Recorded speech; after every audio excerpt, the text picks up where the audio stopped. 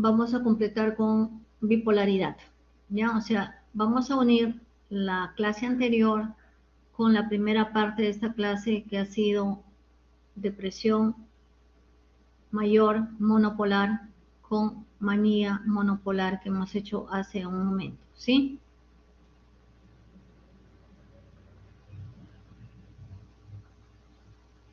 Entonces, ¿qué es lo que tenemos ahora? Esto es lo que tenemos ahora. Una sola persona que puede tener estos dos estados, por lo que va a ser un polo, otro polo bipolar. Y aquí está, disculpe que sea en inglés, ya, aquí está graficado cómo puede estar esta persona en la depresión, que ya la conocemos bien, y en la manía, que también ya la conocemos bien por lo que hemos visto hace un momento.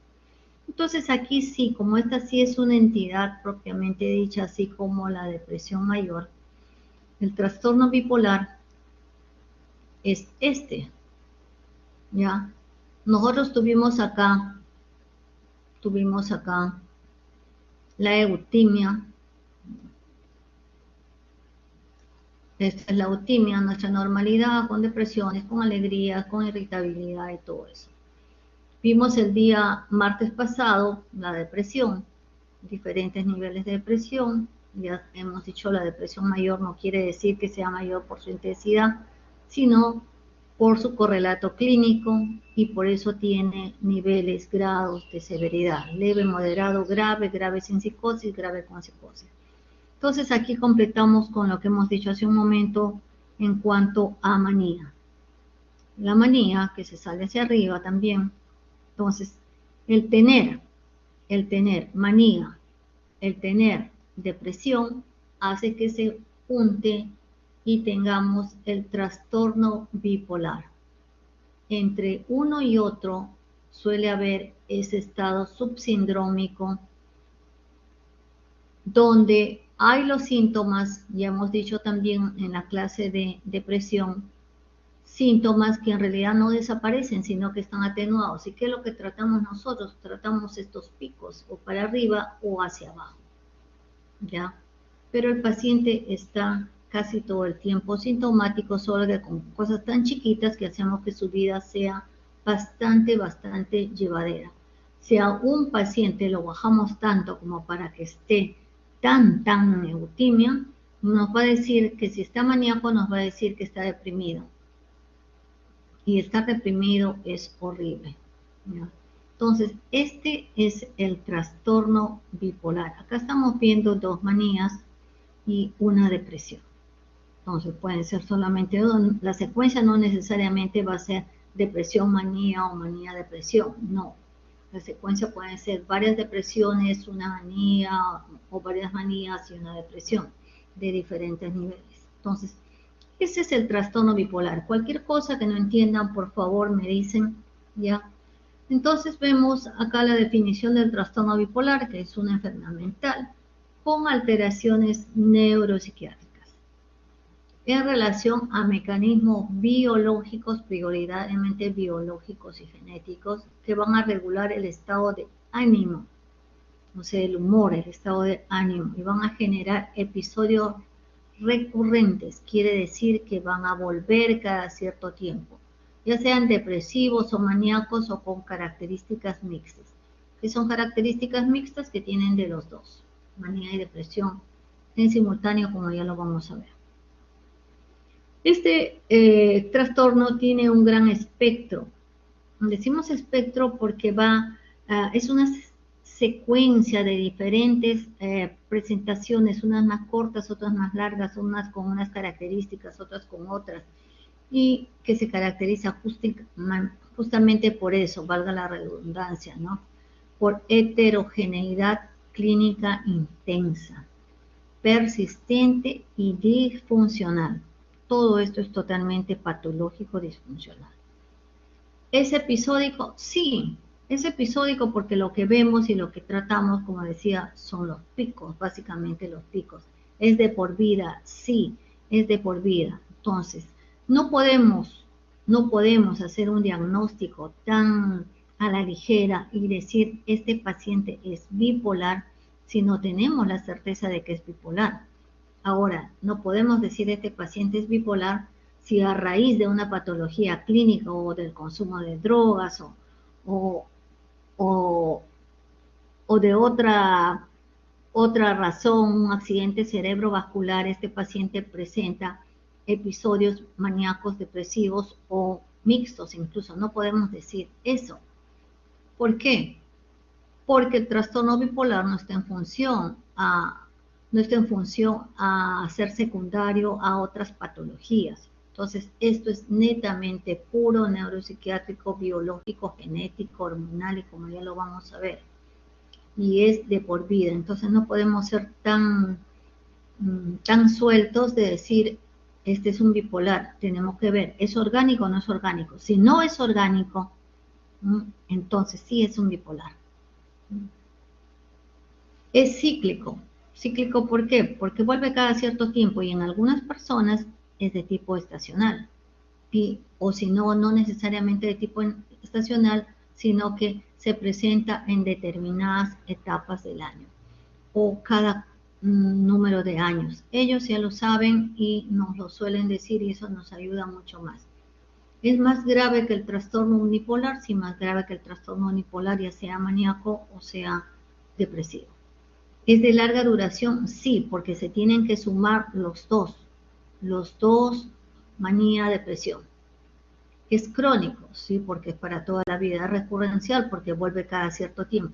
¿Es deteriorante cognitivo, funcional, social?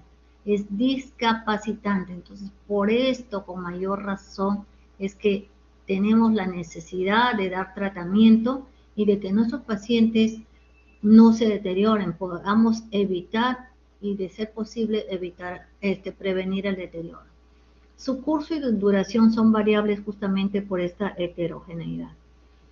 Entre cada episodio hay un intervalo lúcido. El intervalo lúcido antes se consideraba que era totalmente libre de síntomas, pero ahora se considera, y hace más o menos 20, 25 años que se considera que en ese espacio que antes se creía que no habían síntomas, sí hay síntomas subsindrómicos.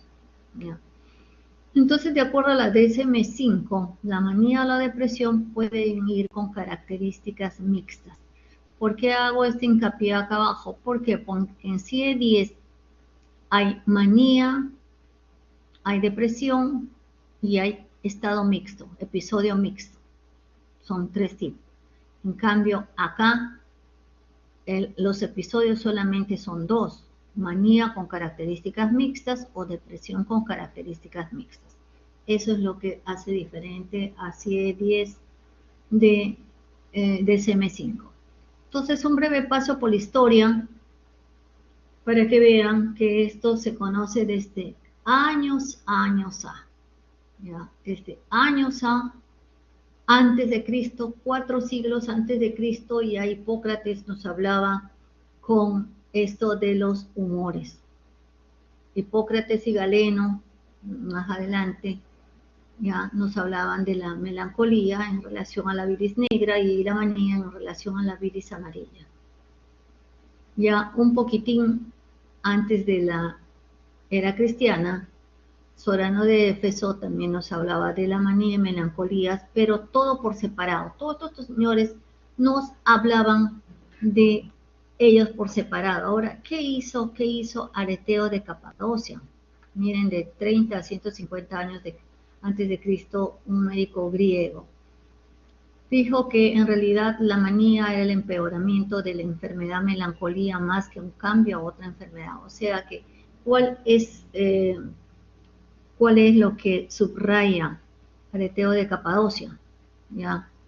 ¿Qué es lo que hace que él sea notable y de recordarlo? Que él ya lo vincula a una sola enfermedad, ya los junta.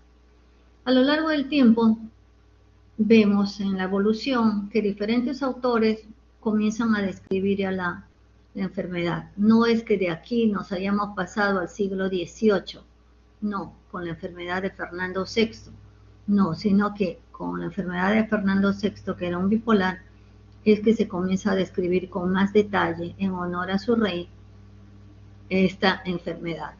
Después van considerándole ya una verdadera locura, una locura circular. Y llegamos al gran Kraepelin que está acá. Este señor Kraepelin fue el que hizo la distinción entre lo que era la demencia precoz o esquizofrenia y lo que era la psicosis maníaco-depresiva. Y él le llamó psicosis maníaco-depresiva.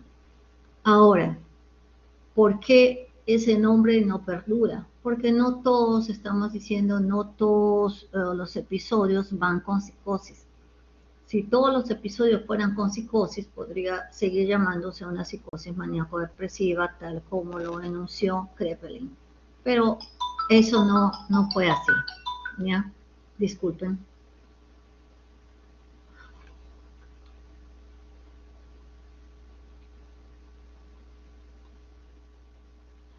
Ya, okay. Entonces, ahí siguen los otros estudiosos y vamos viendo que llegamos hasta el iraní Akizkal con su espectro bipolar.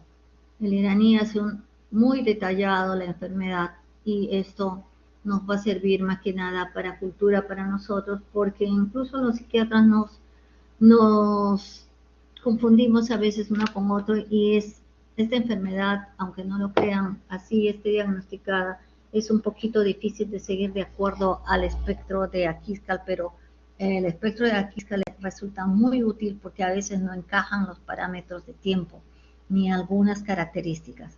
Y lo mejor que tiene esto de Akizkal es que engloba todo eso con minuciosidad. Ya en el año 1980, la DSM-3 incorpora el trastorno bipolar. Y los especificadores a partir de la DSM-5 en el 2003. Entonces, ¿qué nos dice Akizkal en 1999? ¿No? Que mientras que el temperamento hipertímico, hasta una hipertímica per se, no representa patología alguna, porque uno puede tener un temperamento hipertímico, pero eso no quiere decir que yo voy a tener una enfermedad, un trastorno, no. Entonces, por sí solo, eso no representa patología alguna. El desarrollo de una depresión junto a esto va a hacer que nos sugiera, eso sí, un trastorno bipolar.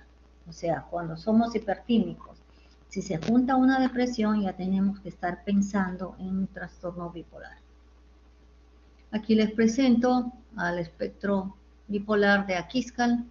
Revísenlo con detenimiento y se van a dar cuenta que es un resumen de todo lo que es esta clase.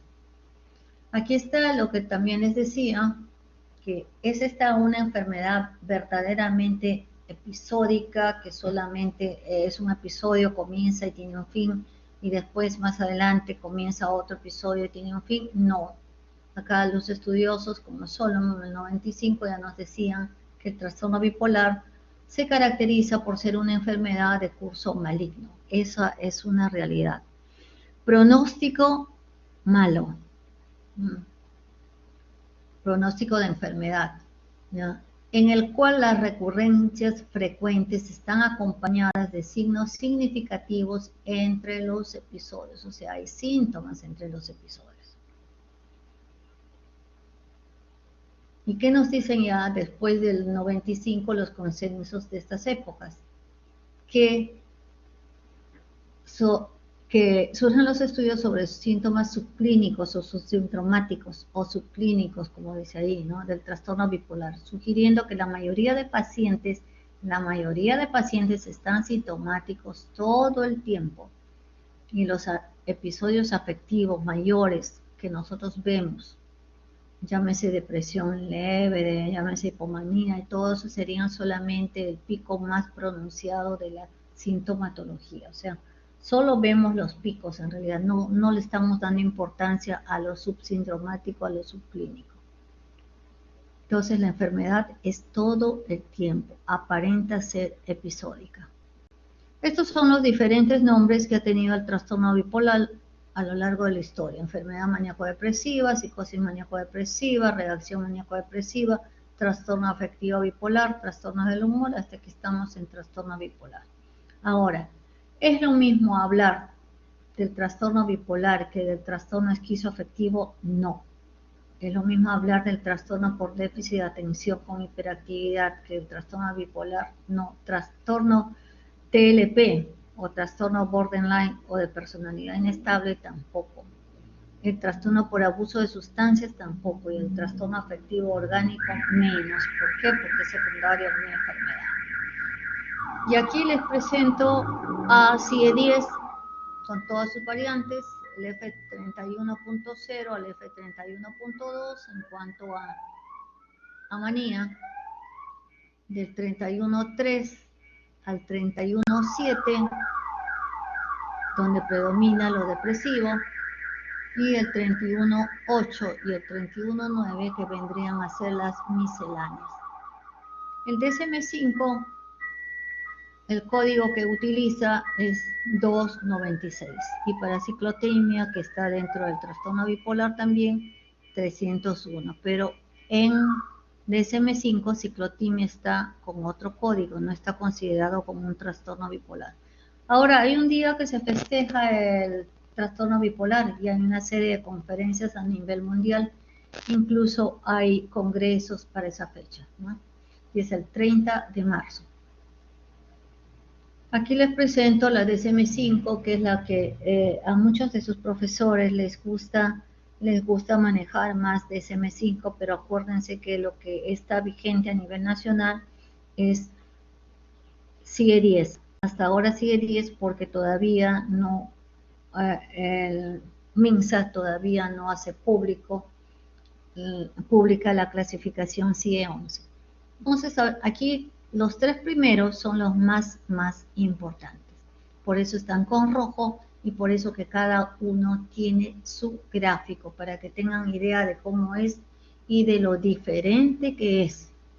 Entonces vamos a tener el trastorno bipolar 1, que yo le digo es con M mayúscula al cuadrado. ¿Por qué? Porque tiene que tener una manía y a lo largo del tiempo tiene que tener una depresión mayor. Entonces, puntas para arriba, puntas para abajo. Ese es el bipolar 1, para que se acuerden más fácil. El bipolar 2 ya viene hipomanía y depresión mayor. Entonces, es una punta chiquita hacia arriba y las puntas más grandes hacia abajo. La depresión mayor sigue siendo hacia abajo. La que no suele cambiar entre el 1 y el 2 es la depresión mayor. Los que cambian, en 1 es para manía, manía con o sin psicosis, y en el 2 es solamente hipomanía. En CIE-10, ¿cuál es la diferencia con CIE-10? CIE-10 considera, además, acá, en cualquiera de estas, ahí no hay bipolar 1, bipolar 2, sino que simplemente es trastorno bipolar, episodio depresivo, trastorno bipolar, episodio maníaco, trastorno bipolar, episodio mixto. Eso es en CIE-10. Recuerden que les estoy diciendo todo eso. No está escrito, pero les estoy diciendo. Ahora, el tercer importante, de acuerdo a la APA, a la DSM-5, es el trastorno ciclotímico, que ven aquí, va todo ondulante con pequeñas hipomanías y con pequeñas depresiones. Ya, y vendría a ser el equivalente a la distimia. ¿Por qué? Porque es un trastorno persistente, donde van hipomanías y van depresiones mayores leves por más de 2 años. Por más de 2 años.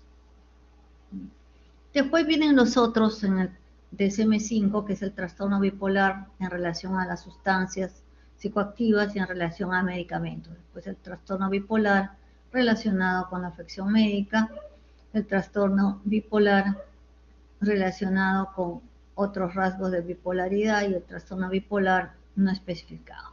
O sea, estos son los menores, los de menos importancia, y con estos son los que se trabajan. Entonces aquí, para que tengan un recuerdo, esta es una secuencia: eutimia, hipomanía, depresión mayor, manía incluso con psicosis porque se está saliendo de acá. Tenemos un episodio mixto donde ven el mixto es simultaneidad arriba y abajo. ¿ya? ¿Qué nos dice? Este es un recuerdo de la clase en realidad que hemos tenido de depresión mayor. ¿Cómo es la depresión mayor bipolar? Bipolar. La depresión mayor bipolar, así como la monopolar, también es frecuente y es recurrente. También dura 2 semanas mínimo. A veces, en algunos casos, cuando ya está dentro del contexto de bipolaridad, cuando ya está más que claro el diagnóstico de bipolaridad, estas depresiones bipolares pueden ser pequeñas, pueden ser hasta de 3, 4 días, así, pueden ser chiquitas. Por eso dice acá, a veces menos que la monopolar, la duración. Se presenta la mayor parte del día, casi todos los días, igual que en la depresión mayor. A veces remiten sin tratamiento y esto es por curso natural de la enfermedad en la enfermedad bipolar. Cursa, esto es algo importante, la depresión mayor bipolar suele tener un mayor retraso motor, mayor clinofilia.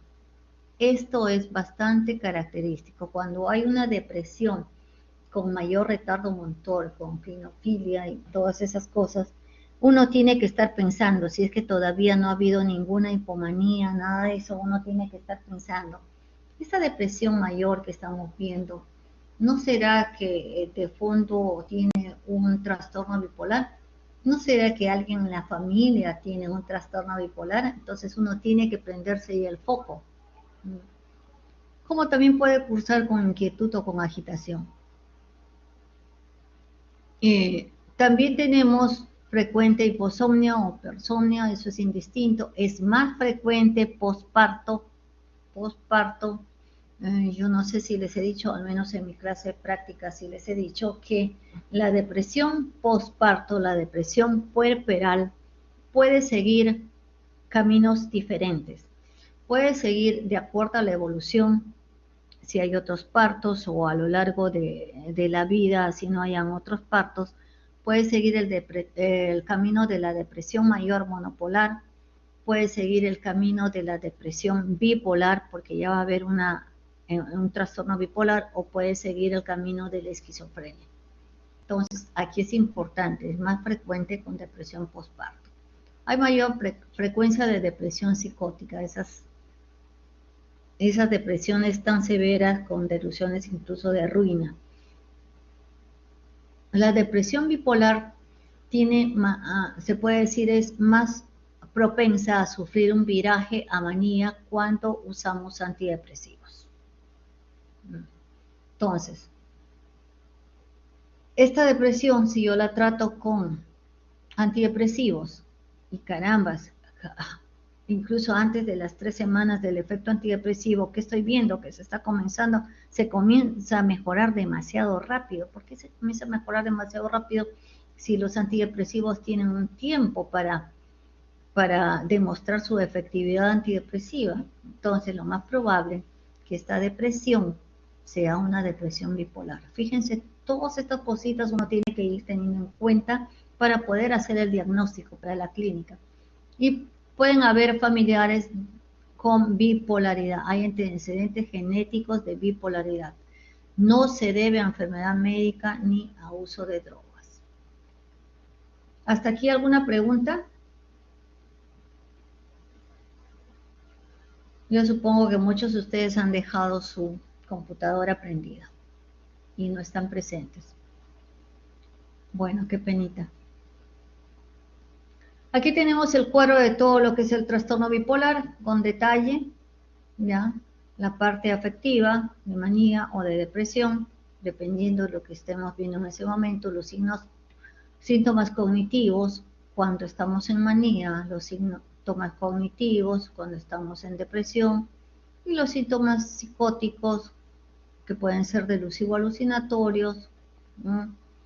Ya sea para manía o para depresión. Aquí tenemos una diapositiva donde manía, mixto, depresivo.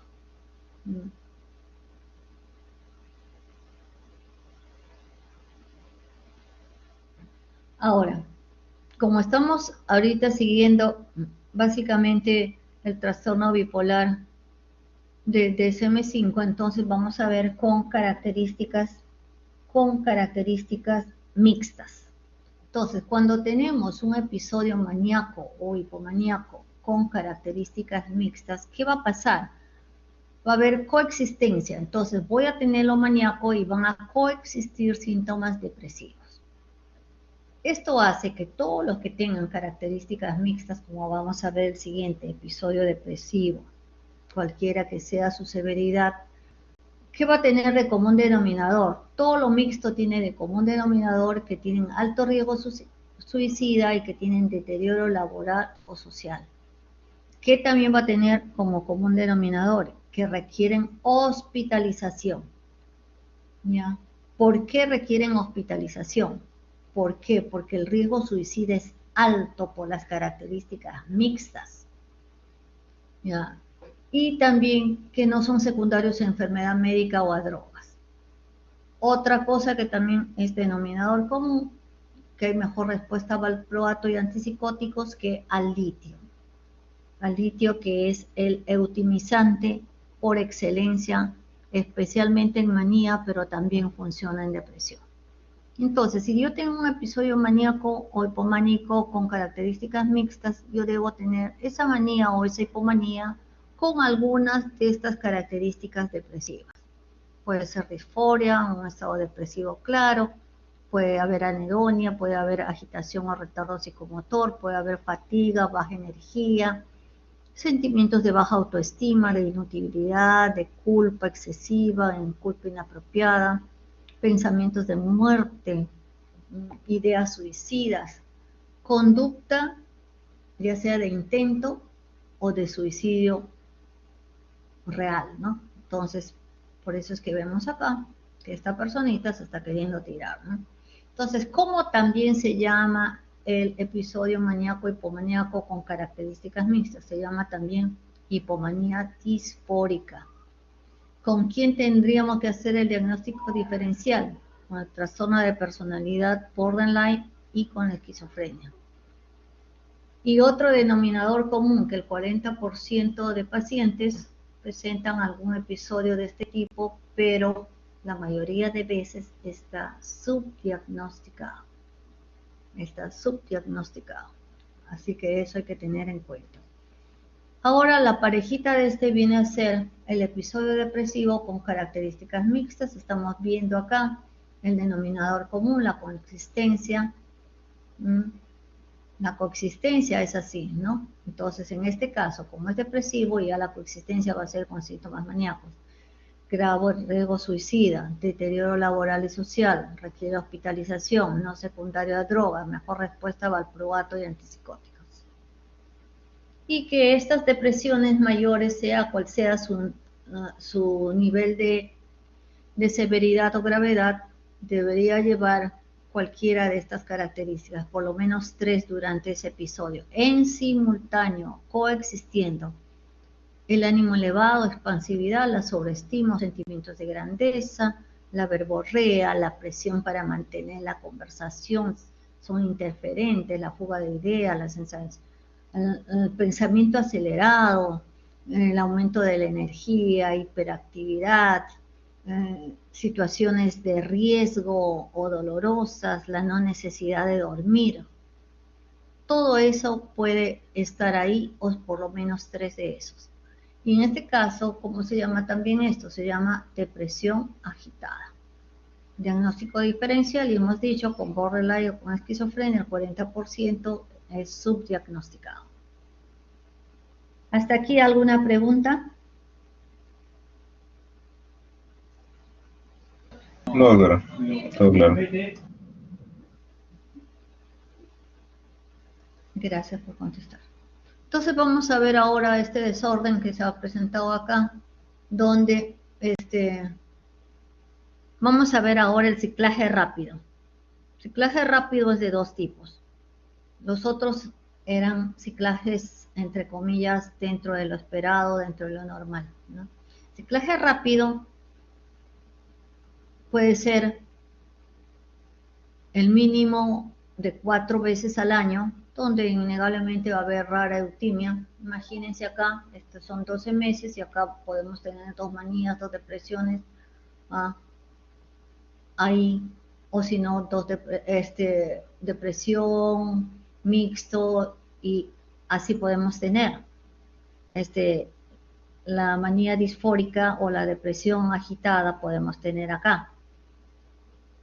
La cuestión es que suben 4 en un año. Esto se da a predominio en mujeres y generalmente la incidencia es entre los 15 y los 35 años la presentación. La mayoría son tardíos, pero a partir de los 35 años es más frecuente, ¿ya? Está favorecido por enfermedades, pero eso no quiere decir que sea secundario a estas enfermedades. Favorecido es, no secundario a. La enfermedad tiroidea, la menopausia, la epilepsia del lóbulo temporal especialmente, las drogas psicoactivas y el uso de antidepresivos. Por eso decíamos, la facilidad para el viraje con el uso de antidepresivos. Puede haber una alta comorbilidad con trastornos de personalidad y con enfermedades psiquiátricas. Esto se caracteriza también, al igual que los mixtos, con la resistencia al litio. Entonces responden mejor al ácido valproico o valproato de sodio. Y después viene ya el ciclaje ultra rápido o ultradiano, que ese sí es terrible porque si bien los otros van a sumar 4 en un año, esto puede ciclar en horas, en un mismo día. Entonces los episodios a veces llegan a más de 12 en un día, en un año. Imagínense si todo el tiempo van a estar ciclando, no tienen tranquilidad. Están entre manía, entre depresión, entre mixtos, y acá si bien los otros 3 van a tener alto riesgo suicida, aquí ya existe angustia suicida. Esto es mucho, mucho más riesgoso. La refractariedad a los eutimizantes, a los antipsicóticos es alta. Se agrava más con los antidepresivos y no suelen responder al litio. Entonces aquí vamos a ver diferentes formas de bipolares, manía, lo que tenemos ahí de la enfermedad, depresión, una depresión mixto o depresión primero, manía después y acá los ciclajes rápidos. Todo esto son las variantes que damos de acuerdo a cómo se nos va presentando el trastorno bipolar. Y acá vamos a tener el ciclotímico, el que les decía que equivale a la distimia, ¿no? Mínimo 2 años, no tienen mayores criterios para depresión mayor, pero son depresiones ahí que van con características clínicas, pero no tan francas como la depresión mayor y con síntomas hipománicos mínimos. ¿Se da en niños? Sí se da en niños. Y para poder diagnosticarlo en niños tenemos que tenerlo más o menos 1 año así. Niñitos que son bastante cambiantes, inquietos. Rara vez pasan 2 meses sin síntomas. Y los suelen llamar lunáticos. No solo a los niñitos, sino a los adultos. Les suelen decir lunáticos porque están así, ¿no? Dice que cambian, algunos creen que cambian con la luna, ¿no? Ahora vamos a ver la epidemiología. Su epidemiología nos dice que de 2 a 4% a lo largo de la vida. En algunas estadísticas nos sale hasta 5%, hasta 5% a lo largo de la vida. La relación hombre-mujer es igual, 1 a 1, pero cuando hay ciclaje rápido, sí, ahí las mujeres tienen mayor porcentaje de presentación. En los hombres, la manía está más presente que en las mujeres y el inicio suele ser más temprano. En las mujeres, en cambio, por las características que ya hemos dicho, de tipo hormonal, de tipo ambiental, con la formación, la vulnerabilidad al estrés y todas esas cosas, es que en la mujer predominan los síntomas depresivos, son más frecuentes. Y la manía en la mujer suele ir más con características mixtas. Demora, por consiguiente, más el tratamiento, el diagnóstico y el tratamiento. La mayoría de los trastornos bipolares comienza alrededor de los 20 años. Y el 60% de los trastornos bipolares comienza con episodios depresivos. Por eso vamos a ver que eso nos induce a bastante error diagnóstico. El promedio de episodios en la vida es de más o menos 10, promedio, aunque algunas estadísticas nos suben bastante, ¿no? El 40% de los bipolares no tiene tratamiento. Y un bipolar pierde por lo menos 14.3 años de su vida productiva, porque justamente es una enfermedad que se da en mayor porcentaje en la vida productiva. El episodio maníaco suele ser más cortito que el depresivo. El depresivo a veces es de mucho más difícil manejo, más pobre respuesta al tratamiento. ¿Y por qué? Porque también los estudiosos, como vamos a ver más adelante, nos dicen como nos han dicho en depresión mayor, que pongamos acá en bipolaridad deberíamos utilizar antidepresivos, pero ya lo vamos a ver. El trastorno bipolar es muy importante porque también cursa con un alto riesgo suicida, 15% de suicidio, y en la primera década de diagnosticar la enfermedad, eso puede subir incluso a más de 20. ¿El pronóstico es malo? Sí, es malo, pero para quienes es más malo todavía, es peor, para los mixtos y los cicladores rápidos y ultra rápidos. ¿Por qué también la enfermedad tiene mal pronóstico? Porque al igual que la depresión mayor, al igual que el monopolar maníaco, sufren de deterioro laboral, social, familiar, cognitivo. Y es una enfermedad discapacitante. Por eso apremia el diagnóstico precoz y el tratamiento, un buen tratamiento, un tratamiento especializado. Esto, por favor, siempre que ustedes sospechen de bipolaridad, mándenlo al psiquiatra. El psiquiatra que ustedes crean conveniente, pero mándenlo al psiquiatra. No estén dudando en eso cuando tienen sospecha. La etiopatogenia es multifactorial. Al igual que en depresión mayor, sigue casi los mismos parámetros y vamos a tener factores genéticos de poligenicidad con una heredabilidad de más del 70%. Entonces, cuando hacemos la historia clínica, ¿qué tenemos que preguntar? De sus primos, tíos, abuelos, tatarabuelos, de tatarabuelos. Por favor, ¿alguien ha sido tipo gentleman, showman, enamorador, don Juanesco, todos esos? Ha sido un pícaro, todas esas cosas, alguien se ha suicidado o era un abusador de alcohol, estaba muy metido en situaciones de riesgo. Si por ahí hay alguien, hay que ver hasta qué punto eso no ha sido algún remoto bipolar. Si uno de los padres lo tiene, el riesgo es alto, y si los dos padres lo tienen, mucho más.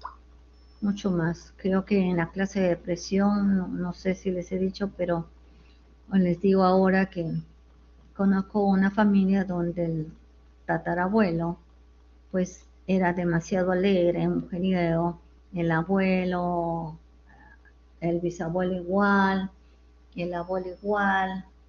Bueno, el abuelo está vivo. El abuelo está vivo y es un bipolar, que en los últimos años se ha hecho ciclado rápido. Ha tenido 3 o 4 intentos suicidas y por uno de los intentos suicidas ha estado más de 3 meses en cuidados intensivos. ha salido y es médico y bueno, ha llegado a la edad para jubilarse, ¿no?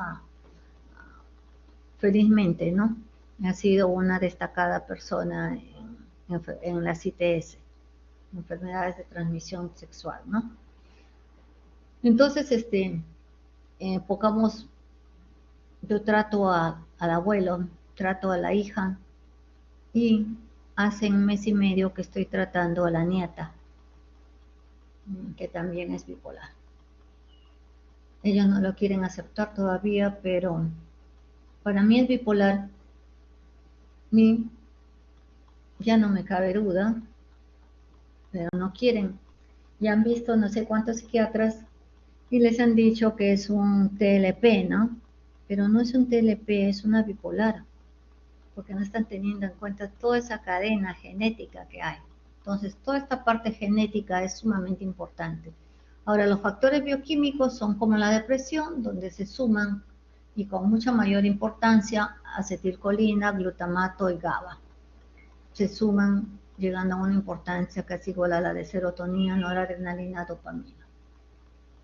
Tenemos el eje hipotálamo hipofisario adrenal, que también se va a alterar. Tenemos el descenso de estrógenos por parto, por lo que también nos dice de la importancia de las hormonas y por qué la bipolaridad es más frecuente cuando hay una depresión postparto, ¿no?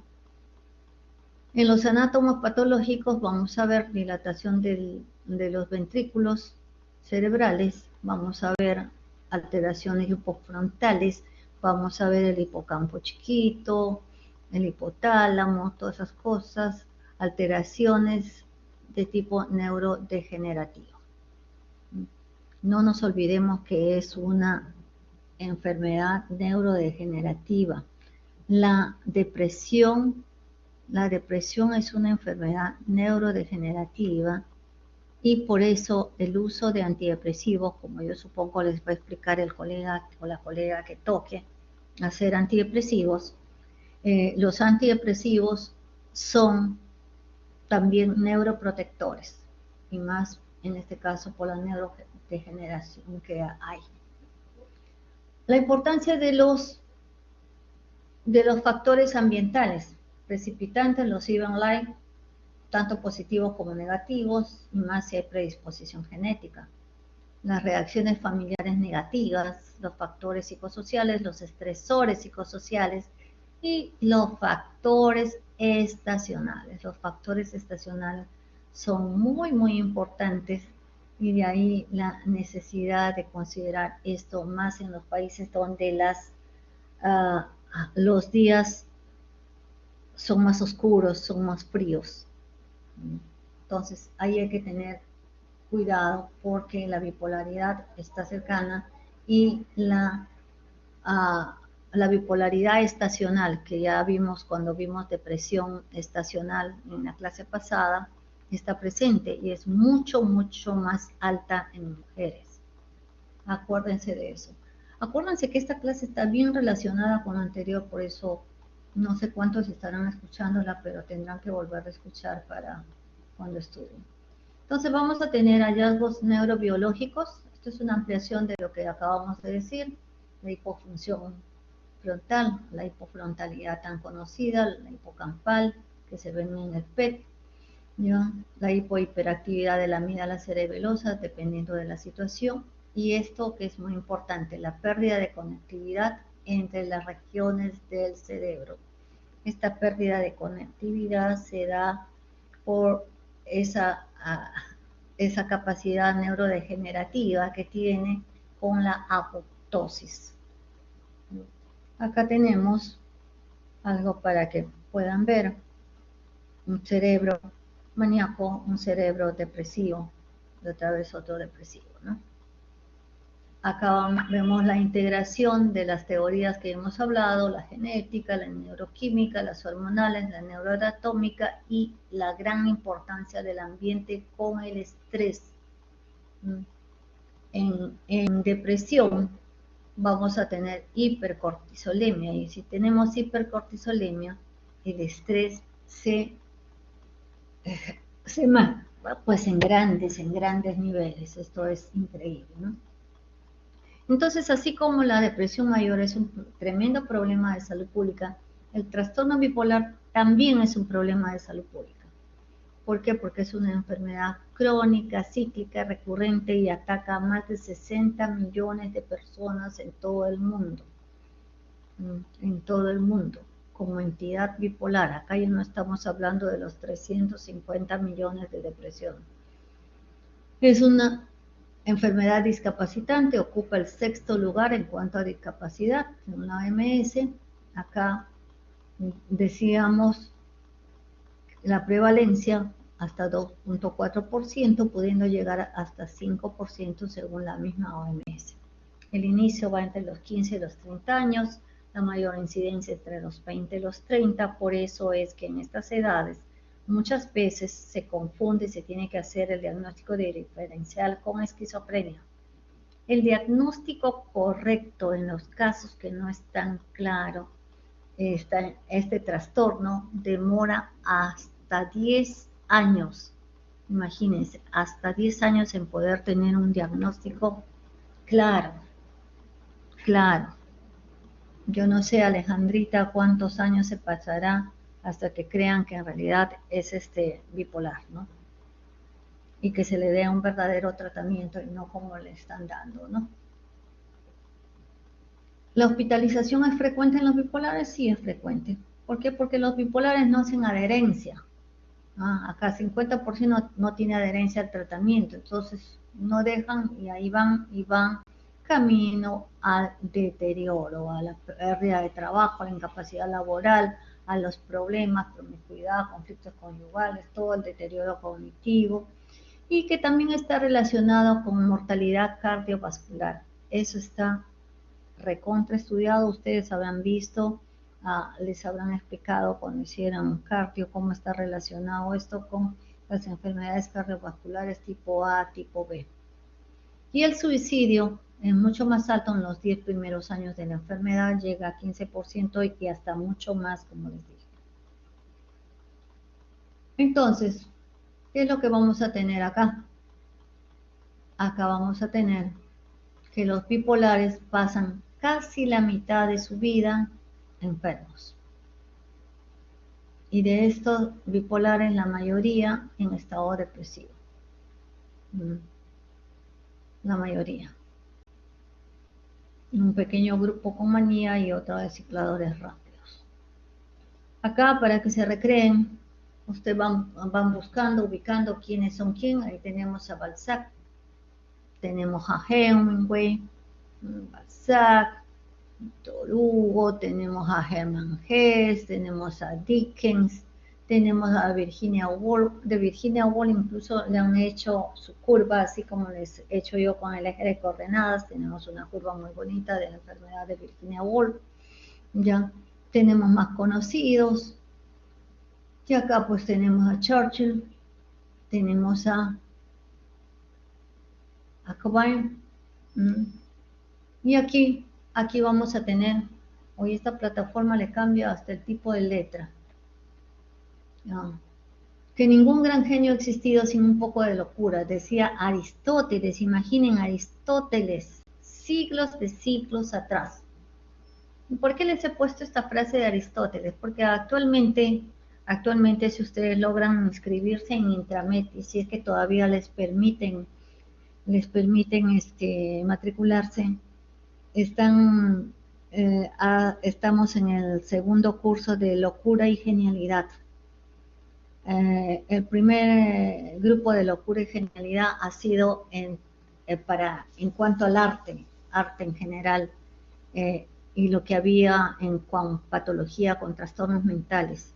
Y ahora estamos específicamente siguiendo un curso de locura y genialidad en cuanto a trastornos bipolares, que es sumamente interesante. Kurt Cobain nos decía: ellos se ríen de mí por ser diferente, yo me río de ellos por ser todos iguales. Y es una gran verdad, ¿no? Aquí tenemos otros representantes de bipolares. Entonces, ¿qué cosas tenemos acá? Tenemos el trastorno bipolar y su comorbilidad. No estamos diciendo secundario a, comorbilidad, o sea, le puede acompañar al trastorno bipolar estas patologías. Y estas patologías no son la excepción, ¿ya? ¿Qué cosas no son la excepción en bipolaridad? La comorbilidad y la polifarmacia. Eso es un hecho tan inherente al trastorno bipolar que hay que, por eso, tener habilidad para hacer un buen diagnóstico, un diagnóstico precoz, un buen tratamiento, un tratamiento sostenido. ¿Ya? Entonces, ¿qué es lo que vamos a tener, no? Que más del 60% de bipolares son comórbidos, incluidos los trastornos de personalidad. Y aquí tenemos un abuso de sustancias de 33 a 70%, trastornos de ansiedad, altísimo, la ansiedad es la compañerita de casi todas las patologías, los trastornos obsesivo-compulsivos, el déficit de atención e hiperactividad y otras patologías psiquiátricas y no psiquiátricas.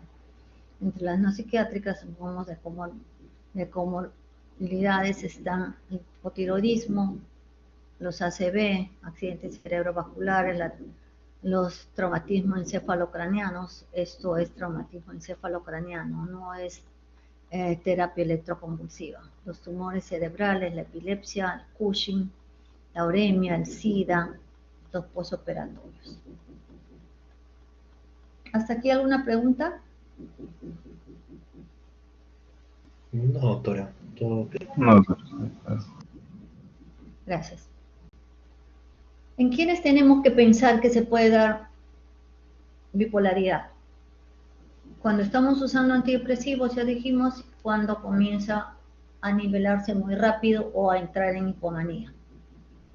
Cuando los síntomas son muy precoces, antes de los 25 años, en la etapa puerperal o juvenil, como les estoy diciendo de esta chiquita que no creen que es bipolar, a pesar de que dice que si dice cuac, cuac, es pato, ¿no? Entonces aquí es así. Cuando hay presencia de hipersomnia y retardo psicomotor en los episodios depresivos. Todo esto ya les he dicho, pero estamos recalcando los marcadores de riesgo de la bipolaridad. Y cuando hay historia de familia bipolar. Esto recalcado por Akiskel, el gran estudioso en cuanto a su patología. Esto es para tener en cuenta todo lo que hemos hablado.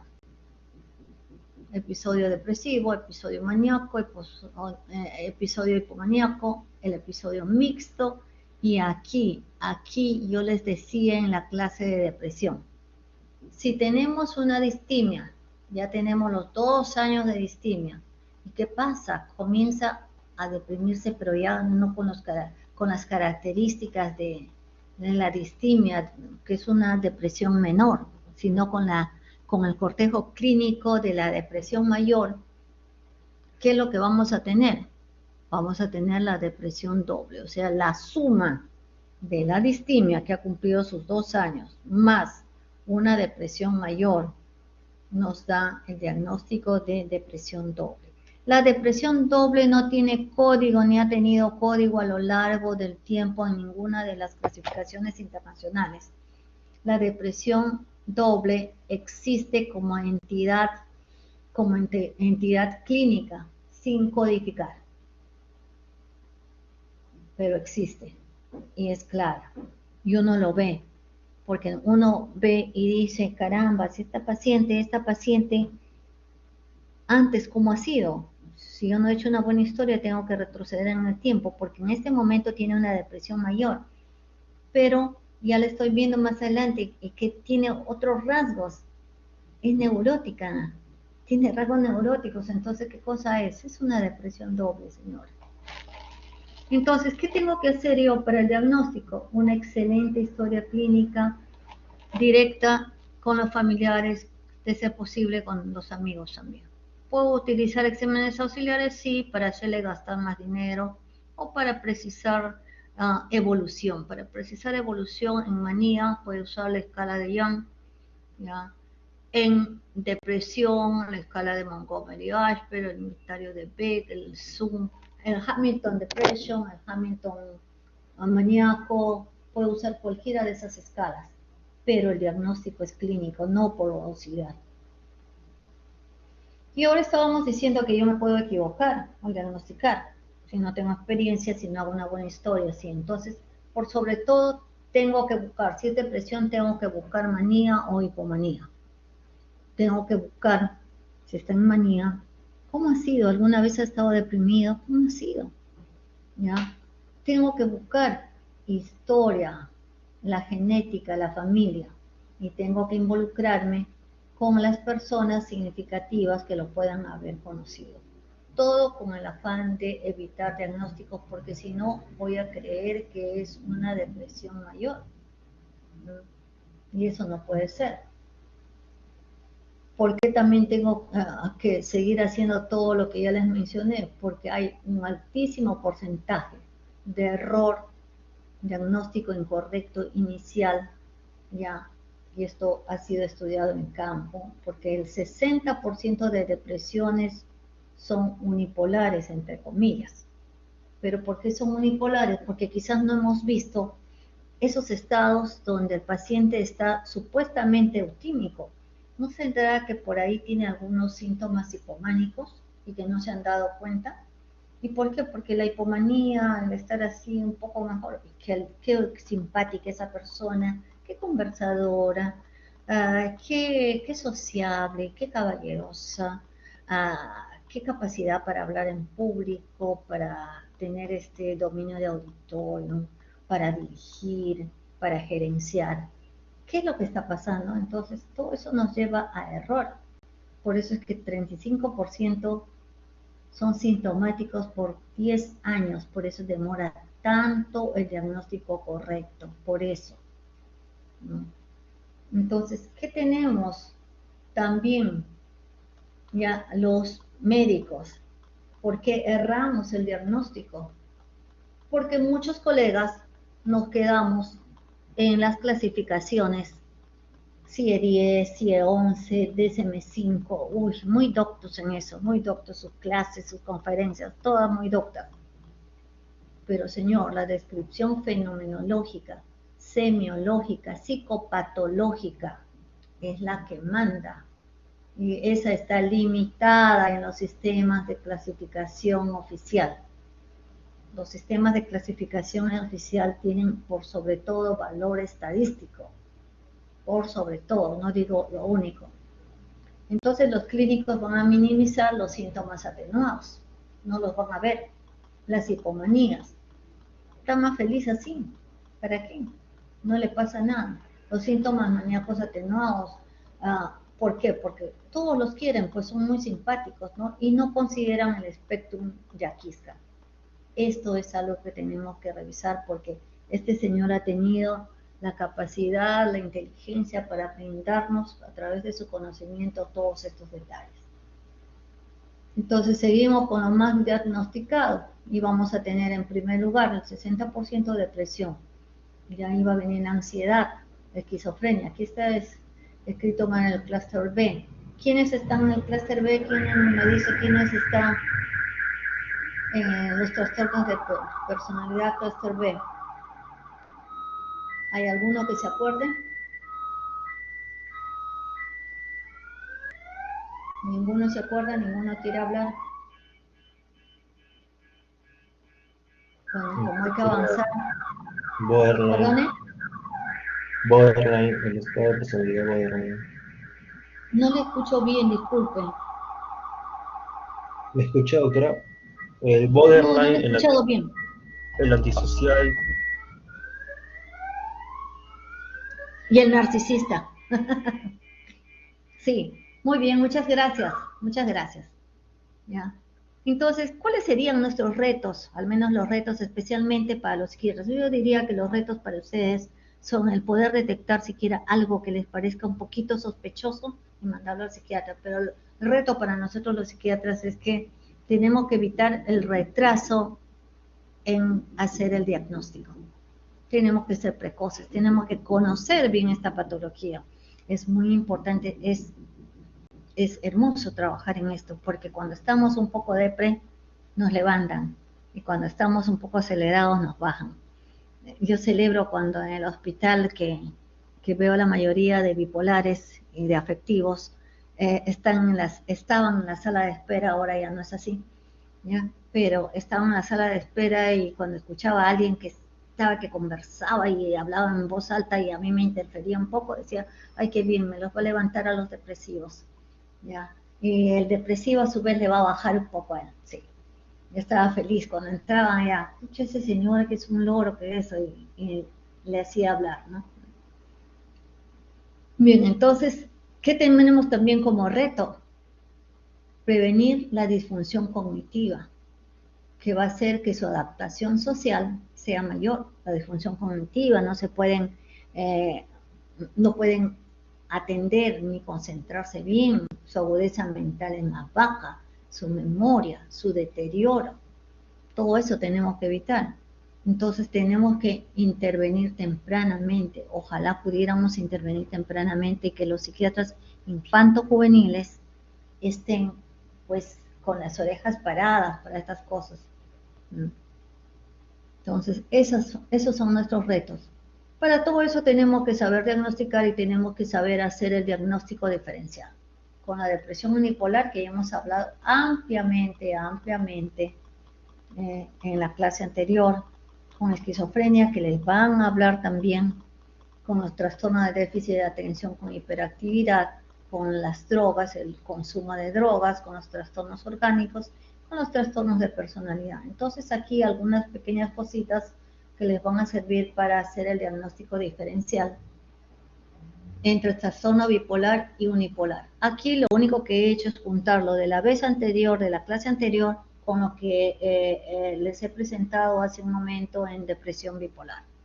Entonces ya no me voy a detener esto porque yo quiero que ustedes lo revisen, no dejen de revisarlo porque puede venir alguna pregunta, pero ya hemos hablado y sería redundar sobre lo mismo. En cuanto a esquizofrenia, en esquizofrenia las principales dificultades se van a ver cuando están maníacos, o sea, cuando tienen el tipo 1, ¿no? El TAP 1, ¿ya? Y ahí el paciente nos habla de muchas cosas, incluso está no solo grandioso, sino que está delusivo, pero ese es un delusivo o puede estar alucinado en función a su estado, a su humor, que está maníaco. Entonces, lo que va a tener son por sobre todo de grandeza, de redención, de una serie de cosas que es capaz de hacer, de conocimiento. Entonces está en función a eso, no como los síntomas psicóticos que son incongruentes en cuanto a unas delusiones bastante bien abigarradas en cuanto al pensamiento esquizofrénico. Eso no va a haber en el trastorno bipolar. Jamás pensamiento esquizofrénico en el trastorno bipolar. A no ser que ya estemos viendo un esquizoafectivo, pero acá estamos hablando trastorno bipolar. Además que estos suelen ser irritables. El esquizofrénico tiene conductas de lo más extrañas, típicamente esquizofrénicas, extravagantes, pero extravagantes en cuanto a lo feo, a lo negativo. En cambio, el maníaco, pues, es así, medio payaso, colorinchi y todas esas cosas, ¿no? Sus cosas son así, el otro no, el otro es un extravagante que se sacó los pelos y cosas por el estilo, ¿no? También podemos confundir entre la anedonia depresiva y el aplanamiento afectivo. Entonces, acuérdense que aplanamiento afectivo es una alteración del afecto. La anedonia es una alteración del humor. Entonces, es muy, muy diferente. El afecto se observa, no se siente, se observa. El humor se observa y también se percibe la vibración que emite esa persona. Como también vamos a tener en la fuga de ideas, porque ese pensamiento es ultra rápido, con las asociaciones laxas. Generalmente el que tiene asociaciones laxas no tiene un pensamiento acelerado, no tiene verborrea. Entonces eso está más que claro ahí. El trastorno bipolar, todos con el trastorno límite. En el trastorno límite no suele haber psicosis, a no ser que ya esté entrando en lo psicótico. La respuesta al litio en el trastorno límite es pobrísima. Los intentos suicidas en el trastorno bipolar suelen ser frecuentes y suelen ser verdaderos intentos suicidas. En cambio, los otros hacen lesiones para sentir que les quite la ansiedad, la desesperación, incluso la culpa, ¿no? El otro se quiere matar y se mata, pues. Este va a tener ideas de culpa, el otro generalmente culpa a los otros, es este punitivo. Acá, en el trastorno bipolar, su consumo de drogas suele ser errático, a no ser que también sea un drogodependiente, ¿no? En el otro sí se quedan las drogas. Aquí va a haber antecedentes familiares, acá no. Generalmente va a ser de un unipolar más no de un bipolar. La infancia en el bipolar no suele ser traumática. En cambio acá sí, los maltratos, los abusos sexuales. La disfunción cognitiva se va a dar en el bipolar por sobre todo, en cambio en el límite no. La respuesta al factor liberador corticotrofina está alterada, acá si se dosa va a estar alterado, pero no es patognomónico. ¿Ya? En cambio acá va a estar normal. Y acá los trastornos orgánicos. ¿Qué cosa quiere decir esto? Que pueden haber, el diagnóstico diferencial se hace con trastornos orgánicos, porque puede haber un trastorno afectivo orgánico, que no es un trastorno bipolar, porque acuérdense, no es secundaria enfermedad médica ni psiquiátrica. ¿Ya? Entonces, estos vendrían a presentar trastorno afectivo orgánico, no trastorno bipolar. Y puede haber en los accidentes cerebrovasculares, los tumores, la epilepsia, el Parkinson, el Cushing, el Addison, las enfermedades tiroideas, la meningoencefalitis, el SIDA, la uremia, en los postoperatorios, en el LES, lupus eritematoso sistémico, y en las sustancias por corticoides se pueden ver claros trastornos afectivos orgánicos que si uno no averigua, ni siquiera se fija qué está tomando. ¿Y qué es lo que encontramos, no? Que caramba está pues con un pulso de no solo dexametasona, sino prednisona y una serie de cosas de corticoides, y así con otras drogas y con alcohol. Con cicloserina, antineoplásico, que también se usa en neumología bastante, ¿ya? Entonces, pongamos a nosotros, nos llaman para ver si tiene patología mental este paciente. ¿Por qué? Porque va a tomar cicloserina. A veces nos llaman por eso, ¿no? ¿Por qué? Porque ya saben que alguna alteración mental va a dar y muchas veces un trastorno que se pueda parecer al bipolar. Entonces, en el consumo de drogas hay elevada comorbilidad, sí, el diagnóstico aquí es complejo y hay que ver si se suspende la droga y el entre comillas, trastorno bipolar cede, entonces esto solamente ha sido secundario al consumo de drogas. Y eso es lo que hay que tener en cuenta, ¿no? Hay que hacer el diagnóstico diferencial con la manía disfórica, acuérdense. Y que esto va a requerir mayores hospitalizaciones. ¿Qué es lo que tenemos acá? ¿Qué es lo que tenemos que saber? Si yo les pongo un caso y les describo esta patología, ¿qué es lo que me van a tener que contestar? Me van a tener que contestar, en primer lugar, si es un trastorno bipolar. De ahí me van a tener que decir en qué episodio está, en qué grado de severidad está. Está hipománico, está maníaco, está con características mixtas, está depresivo leve, moderado, grave. si tiene psicosis o si no tiene psicosis, y si por ahí tiene riesgo suicida. También tendrían que decirme cómo ha sido su marco evolutivo, cómo ha sido desde que presentó el primer episodio o cómo ha sido premórbido. Antes del tratamiento yo tengo que asegurar que van a poder sostener el tratamiento. Hasta la actualidad, solo Seguridad Social cubre totalmente la patología mental. El trastorno bipolar y las patologías mentales son caras, señores. ¿Ya? Tanto el psiquiatra como los psicofármacos son caros. Y porque también vamos a tener que hacer el diagnóstico de comorbilidades. Entonces, todo eso tenemos que saber para poder hacer un tratamiento. Y dentro del tratamiento, ¿qué tenemos que buscar?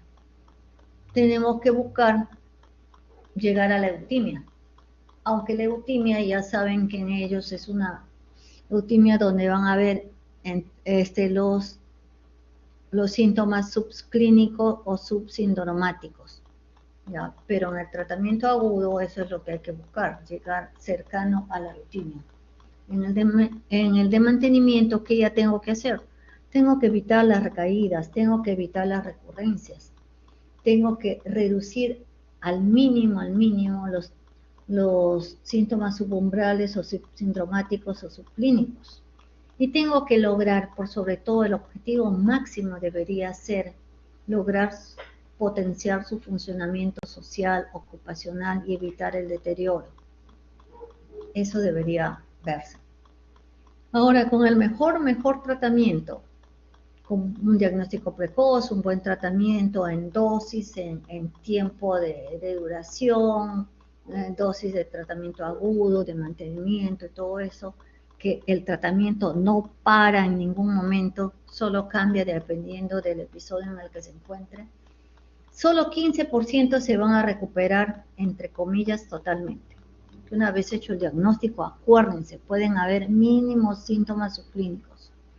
De 50 a 60% la recuperación es parcial. Y 30% se cronifican y van a ir al deterioro inevitable.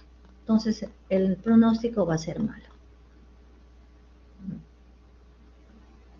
¿Hasta aquí alguna pregunta?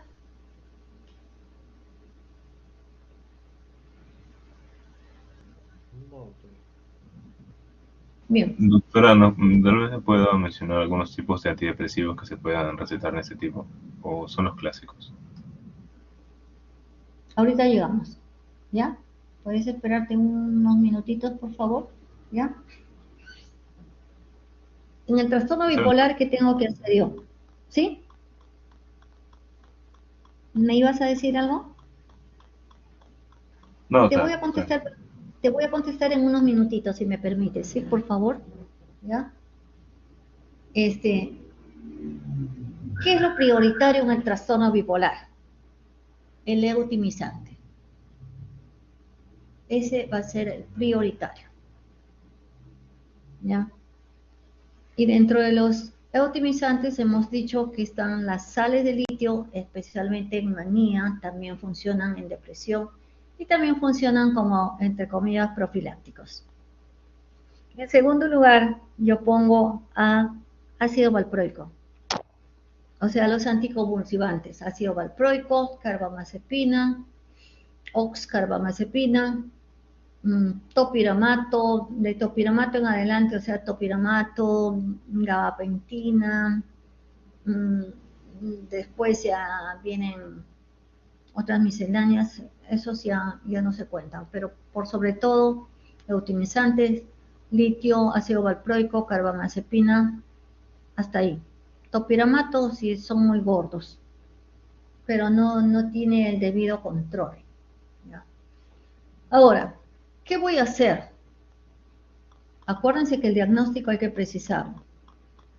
¿Estoy en depresión o estoy en manía? Y si estoy con psicosis. Entonces vamos a ver. Si estoy en manía, eutimizante, antipsicótico, así no tenga psicosis. ¿Para qué? Para cortar el tiempo de duración del episodio. ¿Y por qué también? Porque el antipsicótico actúa más rápido que el eutimizante. Si yo comienzo eutimizante ahora, tengo que esperar por lo menos 3-4 días de que comience a hacer su efecto. Si yo utilizo antipsicótico hoy día y eutimizante, el antipsicótico ya va haciendo su efecto. ¿Ya? Entre los antipsicóticos en la manía, ya vamos a tener los antipsicóticos tradicionales o típicos y los antipsicóticos atípicos o los modernos o de última generación. Sinceramente, yo prefiero el antiquísimo haloperidol para trabajar con bipolaridad. Y más si es peruano. ¿Por qué? Porque los peruanos, los cholos peruanos, y a mucha honra los cholos peruanos, somos bastante resistentes a los efectos colaterales, aguantamos bastante. Entonces, y el haloperidol es un antipsicótico tradicional, típico, muy incisivo, muy controlador, muy efectivo y muy económico. Los atípicos, hago eutimizante y atípico, y bueno, los atípicos, mientras que haloperidol es un anillo que le hace a casi todos los dedos, los atípicos son como anillo al dedo. Lo que le hace a ti, a tu enamorada, a tu papá, a tu mamá, no me hace a mí. Lo que te hace a ti no le hace a los otros, probablemente. Entonces yo tengo que encontrar, y de ahí yo tengo que elegir cuál es el que voy a utilizar. Actualmente lo que se está utilizando más es quetiapina, olanzapina, y en realidad para mí mi preferido por los ensayos clínicos en los que he participado internacionalmente como investigadora es el aripiprazol. Ustedes van a estudiar los antipsicóticos tradicionales y los atípicos con detalle, por eso no les digo más. Ahora vamos al otro lado al que quería su compañero. Estamos en depresión. ¿Qué dicen las escuelas de los estudiosos? Hay dos escuelas. Una que dice no a los antidepresivos y la otra que dice sí a los antidepresivos. Los que dicen no a los antidepresivos dicen que favorecen el deterioro, que dan mucho efecto secundario, y así nos van poniendo una serie de peros. Pero yo les puedo decir con casi 30 años trabajando con enfermedades afectivas y bipolares, les puedo decir que la depresión, y esta es una depresión mayor, es tan nefasta, es tan fea, tan deteriorante, tan negra para la vida, tan túnel sin entrada y sin salida, que es de lo peor que pueda sentir el ser humano cuando tiene una depresión mayor. No es la depresión común y corriente. Entonces, esta es una depresión aplastante. Entonces, yo soy de la escuela de usar antidepresivos, pero para eso tengo que conocer bien a mi paciente, porque no a todos mis pacientes en depresión les voy a dar antidepresivo. Entonces, ¿qué antidepresivo voy a utilizar? Que era lo que me preguntaba este querido estudiante. Ya, voy a utilizar de preferencia los IRS, y si tengo los inhibidores selectivos de recaptación de serotonina, donde van a estar fluoxetina, donde va a estar sertralina, paroxetina, escitalopram. Eso entre los mejores. Se considera que entre los mejores antidepresivos hechos estudios hace algunos años están escitalopram y están sertralina. El citalopram es bastante caro. Todos estos tratamientos son caros. Y si es una persona que no tiene sueño, que es un depresivo, que le está fallando el sueño, que le está fallando el apetito, que está bajando de peso, que tiene mucha ansiedad, yo voy a optar por mirtazapina. Eso es lo que yo hago, les digo mi experiencia, pero lo que dicen los libros generalmente, si es que se utiliza antidepresivos, cuyas escuelas no son aceptadas, entonces usen IRS. Y dentro de los IRS es citalopram o sertralina. Fina un poco menos, a pesar de que hay combinaciones ya en el mismo producto de olanzapina, fluoxetina, cuando se tratan de algunos de estos casos, ¿ya? Pero es preferible usar por separado a usarlo junto. Entonces, ¿por qué no se usaría fluoxetina? Porque ya les va a decir su profesor o profesora que fluoxetina tiene metabolitos activos. Tiene varios metabolitos activos y uno de ellos puede durar hasta 21 días en nuestro organismo. Entonces, si yo lo estoy levantando, ¿por qué dicen algunas escuelas no al antidepresivo? Porque el antidepresivo, pues señores, demora en actuar, demora en llegar, en ser efectivo cuando está ya en el receptor, cuando está en el espacio sináptico, ¿ya? Intersináptico. Entonces, ¿qué sucede? Como demora en algunos casos hasta 3 semanas, 4 semanas en hacer su efecto antidepresivo, entonces, en este tiempo el paciente puede ir mejorando con el eutimizante. ¿Y qué puede suceder? Que haga el viraje hacia manía. Por eso es que también algunas escuelas dicen que no, pero por eso, ¿cuándo vamos a utilizar antidepresivos? Cuando he hecho un buen diagnóstico, cuando conozco bien al paciente y cuando sé manejar los antidepresivos y sé manejar el trastorno bipolar. Si no, por favor, no arriesgarse, porque si no lo vas a estar pimponeando. Depresión, manía, depresión, manía, manía, depresión. Y pobre paciente, lo vas a convertir en un ciclador rápido medicamentoso. Entonces no tiene sentido, ¿ya? No sé si he contestado tu pregunta, porque mayor ampliación quizás te pueda dar tu profesor. Si quieres más ampliación te lo puedo ampliar, pero dime qué. No, doctora, con eso quedaría más o menos claro. Muchas gracias. Ok, cualquier cosa me pregunta. Entonces, cuando estas cosas me están fallando o cuando tengo riesgo suicida, voy a usar la plexia o electroplexia o electroconvulsivo terapia o terapia electroconvulsiva. La psicoeducación es, ya hemos dicho en depresión, es educar al paciente que no siempre está en condiciones de aprender, pero sí a la familia. ¿Para qué? Para que le ayuden no solo a sobrellevar su enfermedad, sino a controlar mejor su enfermedad, para que incluso ellos aprendan a ver los síntomas subsindromáticos y ellos puedan anticiparse. Caramba, se está presentando esto, no vaya a ser que ya comience a ponerse maníaco o a ponerse depresivo. Entonces, hay que hacer reajuste medicamentoso, hay que adelantarnos, hay que prevenir. Ahí tenemos que coger al paciente. Y las psicoterapias, ¿por qué? Porque se ha visto su efecto a nivel fisiológico de estas enfermedades que tienen una base bioquímica y genética. Entonces, ¿qué más vamos a decir del tratamiento? Es prácticamente lo que ya les he dicho, los eutimizantes. El objetivo principal de los eutimizantes es estabilizar la membrana neuronal. Esa es la base. Ahora, ¿estos son eutimizantes ideales?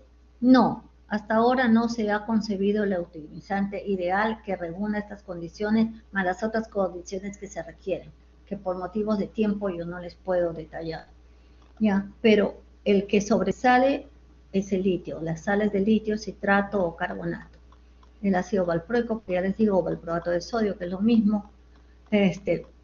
Todos los que se usan en manía son estos, con excepción de la motrigina. La motrigina no da en episodio maníaco. ¿Por qué? Porque justamente es específico para episodios depresivos. Si yo le doy en el episodio maníaco, carambas, estoy ayudando a que no baje a la rapidez y de la calidad que debería bajar.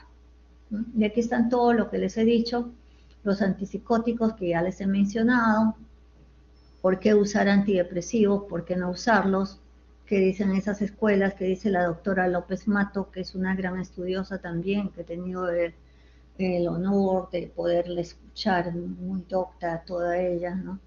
Que 30% van a mejorar con los antidepresivos, 30% van a empeorar y 30% no se modifica. Pero en los que yo creo que debo usar, sí, ya les digo, yo lo uso. No en todos, pero se usa. La terapia electroconvulsiva no es traumatismo encefalocraniano, la descarga se hace. Los equipos de electroshock ya vienen estandarizados, generalmente a 70 a 130 voltios en una duración de 0.1, 0.5 segundos. Las descargas están medidas, uno solamente coloca, se hace una especie de preoperatorio, de prequirúrgico, con todo, y se llama el anestesiólogo. En épocas heroicas donde nosotros no teníamos esas posibilidades, a pesar de estar en el mejor hospital de nuestro país, en el Revalidativ, pues no teníamos acceso a que los anestesiólogos vengan a socorrernos y nosotros solitos hacíamos todo lo que podíamos y bueno, jugándonos que nos pueda hacer un paro respiratorio y solo teniendo en esas épocas no teníamos ni monitor, solamente un ambú para dar la ventilación, entonces nos arriesgábamos a poner electroshock en muy buenas cantidades y con una máquina que si ustedes la hubieran visto ya descarté la foto, parecía de la época de Frankenstein, que se encendían los colorcitos, todo, y había que estar uniendo los alambritos porque estaba tan vieja y era increíble, estaba más vieja que yo. ¿Ya? La psicoeducación, indispensable. Otros quieren controlar con benzodiazepinas, con bloqueadores de canales de calcio como el verapamilo. No se logra nada. Ahora, ¿por qué usar hormona tiroidea T3, T4? Porque estos nos sirven como potenciadores en depresión. Y las psicoterapias que también ya les dije. Todo eso ya les dije. ¿Qué hacemos en la manía? En la manía, señores, de preferencia sales de litio. La efectividad, 80% de episodios. Entonces, de elección, sales de litio. ¿Qué tenemos que saber? El dosaje de litio en sangre. Dosaje de litio en sangre, cuando estén agudos, podemos llegar hasta 1 a 1.5 mil equivalentes que se llega con... Las tabletas vienen en nuestro país de 300 miligramos, ya entonces llegamos hasta 1200 generalmente miligramos de carbonato de litio para poder tener cercano a esto. Ahora, uno tiene que ir regulando, va a la clínica con el dosaje de litio. Si clínicamente mi paciente está mejor, yo me quedo aunque sea con 600 miligramos de litio. Ya les digo que uno puede llegar hasta 1200, ya llegar a 1500 es cercano a dosis tóxica y en 2.000 miligramos, o sea, 2 gramos, generalmente es de riesgo que terminan en diálisis si es que no se mueren. Entonces, la clínica es lo que manda. Yo he tenido pacientes con 0.1 de mil equivalentes de litio en los dosajes de litio y sin embargo clínicamente habían mejorado. A pesar de estar recibiendo litio no subían más. Deben ser cuestiones idiosincráticas, deben ser, porque los laboratorios en los que se dosó eran buenos laboratorios. Los buenos laboratorios, sin hacer propaganda a estos laboratorios, son el de Noguchi, ¿ya? Que está ahí por el Hospital Cayetano Heredia, ROE, esos laboratorios son buenos y se puede hacer seguimiento. Porque dosaje de litio no te lo hace cualquiera, te mienten. Para usar litio tenemos que dar una dieta adecuada de sodio y potasio, no hiposódica, porque la hiposódica, el litio arrastra mucho sodio, entonces eso tenemos que cuidar. que no se nos deshidrate. Está demostrado que reduce el riesgo de suicidio. Hay que hacer control de lipemias y control de hormona tiroidea. ¿Por qué control de hormona tiroidea? Nosotros deberíamos tener un basal de los exámenes de laboratorio, más que nada para ver cómo va, si en algún momento surge algún cambio, pongamos en su bioquímica, en su hemograma, cosa que no suele suceder. Hacemos también un perfil tiroideo, ¿ya? ¿Por qué hacemos esto, perfil tiroideo? Porque si usamos litio, generalmente nos dicen que el promedio es de 1 año y medio para que haya un hipotiroidismo subclínico. Entonces ahí hay que ver. Sigo con litio va maravillosamente bien, sigo con litio, comienzo a ver optimizante, ¿será posible o no? O bueno, pues hacer sus controles tiroideos y ver posibilidad de tratamiento tiroideo. Las reacciones adversas son generalmente gastrointestinales, las heces blandas, la pérdida de cabello, no es que sea una alopecia grande, ¿no? Sí se cae el cabello, pero no es para tanto el hipotiroidismo subclínico, debilidad muscular, pero sinceramente, nuevamente les digo, el cholo peruano es muy fuerte, es muy recio, aguanta y no suele presentar esto. He visto paciente en cuidados intensivos, con diálisis por insuficiencia renal aguda. ¿Por qué? Porque mis queridos colegas, creo que se olvidan, aún renombrados psiquiatras, se olvidan de que hay que saber manejar los psicofármacos. No es cualquier cosa. No somos ni farmacéuticos, ni somos vendedores de farmacia. Tenemos que saberlos manejar bien. Y mi paciente casi muere con insuficiencia renal aguda. ¿Por qué? Porque le estaban dando 2.500 de litio. Y le decía, tienes que tomar porque estás maníaco. Pero si no le daba antipsicótico, pues. Porque no le controlaba más. Entonces, eso no puede ser. Eso es nuestra iatrogenia, nuestra ignorancia. Entonces, si no sabemos, seamos lo suficientemente humildes, modestos, sí, pues, por lo menos a mí misma decirme, no sé. Tenemos tantos psiquiatras ya, un regularcito de número, aunque no lo suficiente, pero te puedo mandar con otros psiquiatras, te voy a dar varios nombres, tú eliges. Prefiero no tratarte. Ya no necesito decirle no sé, o no puedo, no manejo esto, ¿no? Pero yo muchas veces le digo, mira, yo no manejo esto. Y les digo con sinceridad, yo no manejo alcohol y drogas. ¿Por qué? Porque me decepcionan. Trabajé tantos años en alcohol y drogas y no, termino deprimiéndome. Yo no me voy a deprimir por mis pacientes, ¿no? Entonces, eso es lo que hay que cuidar. Los signos de toxicidad, ya les he dicho, están acá. Entonces, ¿qué hay que hacer? Suprimir litio, dar sintomáticos y dializar si es necesario. ¿Ya? ¿Qué más? Los efectos secundarios de los eutimizantes, ahí están, teratogenicidad con valproato, teratogenicidad con carbamazepina, en topiramato nos ayuda con el peso, así que si son flacos no den topiramato, ¿ya? La motrigina nos presenta un exantema con rhabdomiolisis que parece, y muchas veces termina en un Steven Johnson y el paciente se va a correr de uno y hasta su última generación porque se ve una situación catastrófica con unas lesiones cutáneas y donde el músculo se le va alisando y todo es terrible, ¿no? Entonces, la motrigina hay que ir titulando. ¿Qué significa ir titulando? Significa comenzar de pequeñitas dosis, ir subiendo para ver si ese paciente lo tolera. Ahora, mientras, entonces ahí digo yo, ¿cómo voy a comenzar con un eutimizante ideal para bipolar depresivo como es la motrigina? Sí, no sé si este paciente va a ser sensible a esa problemática tipo de Steven Johnson. ¿Y qué le voy a hacer? Entonces, yo utilizo pues otro optimizante y utilizo puedo utilizar litio y utilizo un antidepresivo. Mientras voy introduciendo de a poquito mi lamotrigina para ver si le cayó y si le voy a poder dejar con eso, porque algunos pacientes yo los tengo solamente con lamotrigina.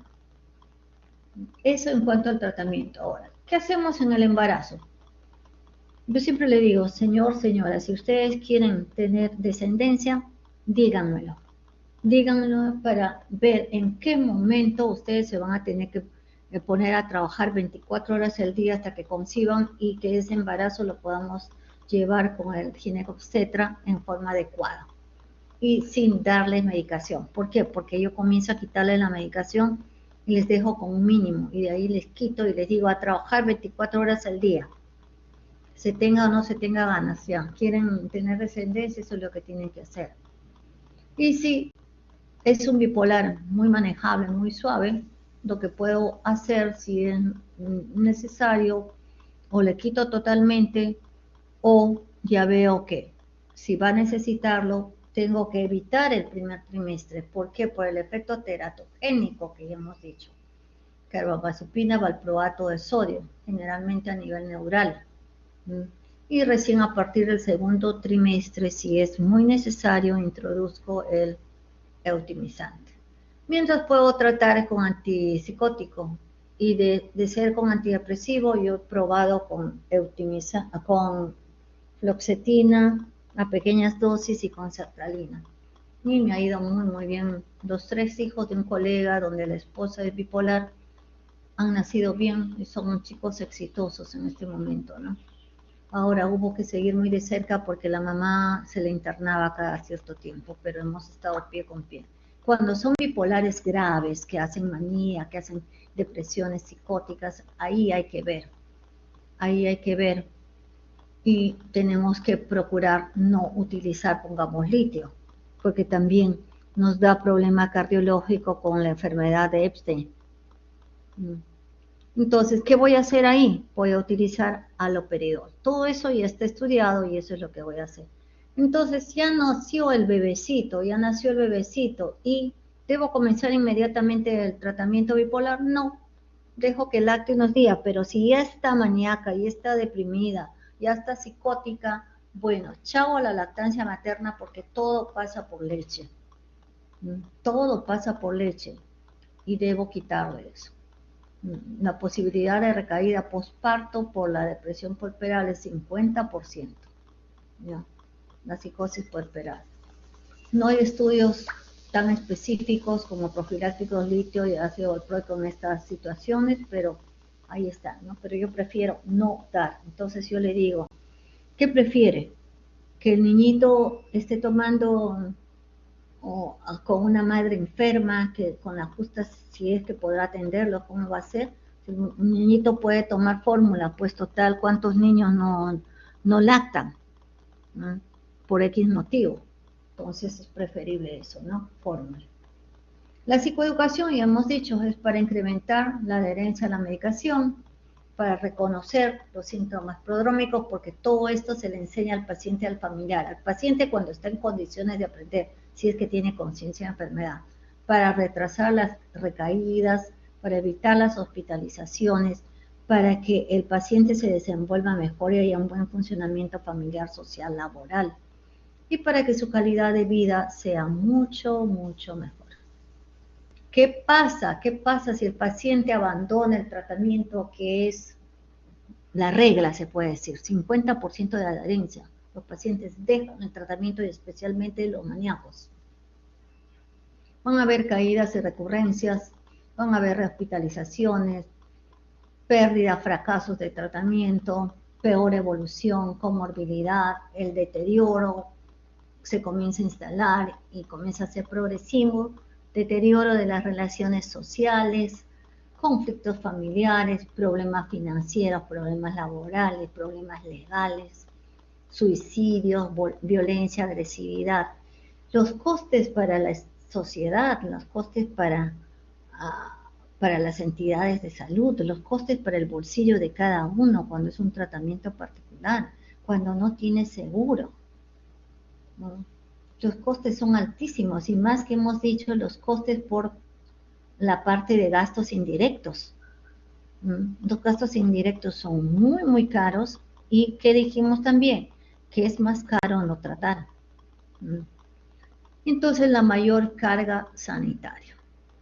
Todas estas son las complicaciones por abandonos de trabajo, de tratamiento. Entonces, ¿qué debo hacer para saber si esto va a recurrir o no? Yo debo tener en cuenta, en el último año, he tenido cicladores rápidos, he tenido mixtos, cicladores ultra rápidos. Si he tenido esto, la recurrencia es casi inminente.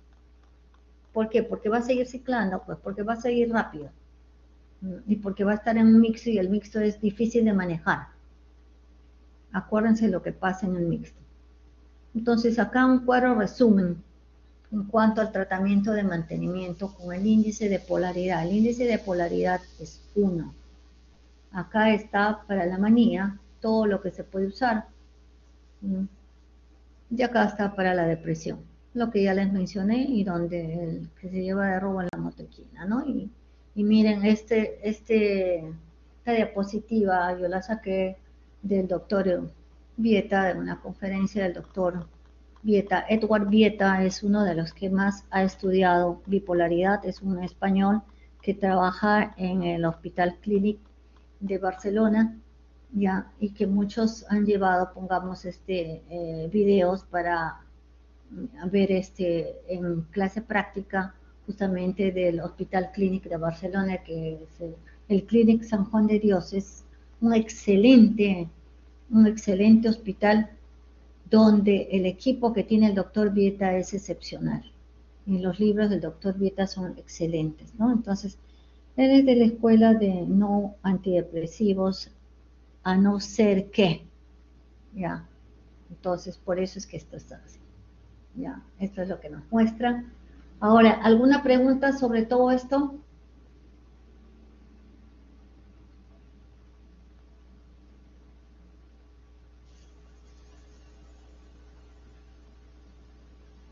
¿Alguna pregunta? ¿Algo que no haya quedado claro? No, doctora, muchas gracias. Gracias a ustedes. Muy bien, solo quería leerles esto, que en las enfermedades de la mente es un arte de no poca importancia administrar la medicación en forma correcta, pero es un arte de mucha mayor importancia y de más difícil conocimiento saber cuándo suspenderla o directamente cuándo evitarla. Fíjese, eso nos dijo Philip Pinel en el año 1801. Entonces, queridos estudiantes, aprendamos la clínica, la fenomenología, la clínica aún con enfermedades no psiquiátricas, y aprendamos el manejo de medicamentos, si no nos convertimos en iatrogénicos. Y la esperanza es cuando nos educamos y buscamos ayuda para la enfermedad mental. Estamos contribuyendo a que esa persona tenga una vida más plena y productiva. Y nosotros podemos estar en ese lugar. Entonces, hagamos eso para que nosotros también, ustedes y toda su familia y todos los que conozcan y traten, puedan vivir mejor y puedan tener una mejor vida. Aquí tenemos un Van Gogh en manía y un Van Gogh en depresión. Y aquí tenemos el doctor Edward Vieta del Hospital Clínico de Barcelona, y acá el doctor Akizkal, el iraní, el famoso iraní que ha hecho el espectro bipolar. Muchas gracias y espero que si en algún momento les puedo servir, estoy para servirles. Hasta luego.